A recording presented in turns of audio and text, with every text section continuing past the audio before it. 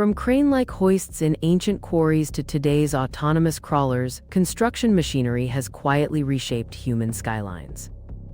Across Britain, America, and Asia, early steam shovels and locomotive drills accelerated railways and ports, fueling urban expansion.